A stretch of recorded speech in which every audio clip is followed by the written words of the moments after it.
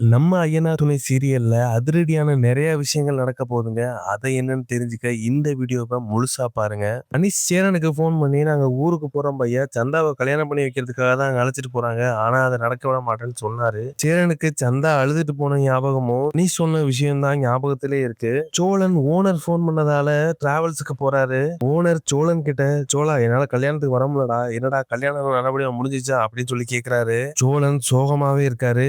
Owner சோழனோட முகத்த பார்த்துட்டு, "டேய் சோழா, என்னடா இப்படி மூஞ்சி வச்சிருக்க? என்னடா ஆச்சு?" அப்படின்னு சொல்லி கேட்கிறாரு. சோழன் ஓனர் கிட்ட நடந்த எல்லா விஷயத்தையும் சொல்றாரு. அத கேட்டுட்டு சோழனோட ஓனர், "டேய் என்னடா சினிமால நடக்கிற மாரி நடந்திருக்கு. சாரிடா, அது தெரியாம உன்கிட்ட இப்படி கேட்டுட்டேன்னு" சொல்லி சோழனோட ஓனர் மன்னிப்பு கேட்கிறாரு. "அதெல்லாம் ஒண்ணும் இல்லண்ணே.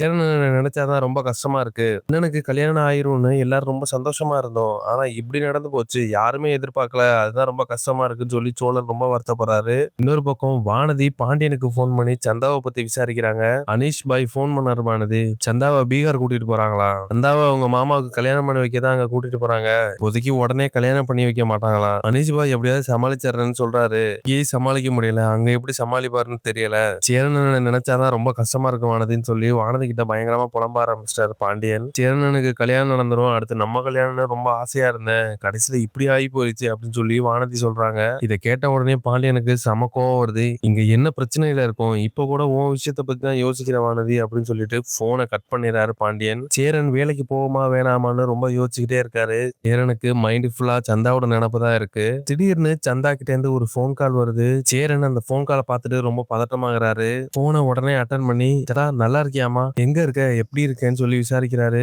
ஆனா அங்கேருந்து சந்தாவோட அழுகு குரல் மட்டும் தான் கேக்குது. "சந்தா அழாதம்மா, நீ எங்க இருக்குன்னு சொல்லு, நான் வரேன் அங்க" அப்படின்னு சொல்லி சேரன் சொல்றாரு. "இல்ல நீங்க இங்க வராதீங்க. நீங்க இங்க வந்தா உங்கள கொன்றுவாங்க" அப்படின்னு சொல்லி சந்தா அழறாங்க. "அதெல்லாம் பாத்துக்கலாமா, நீ எங்க இருக்குன்னு சொல்லுன்னு" சேரன் கேக்குறாரு. "நாங்க இப்ப பீகார் போய்கிட்டு இருக்கோம். நான் எந்த இடத்துல இருக்குன்னு எனக்கு தெரியல. என்னைய எங்க மாமாவோட கல்யாணம் பண்ணி வைக்க தான் அழைச்சிட்டு போறாங்கன்னு" சொல்லி கதறி அழுகுறாங்க. சந்தாவோட அழுகு குரல் கேட்டு சேரனால பேசவே முடியல. சேரனும் அழுக ஆரம்பிக்கிறாரு. சந்தா என்னை எப்படியாவது காப்பாத்துங்கன்னு சொல்லி கதறி அழ ஆரம்பிச்சுட்டாங்க.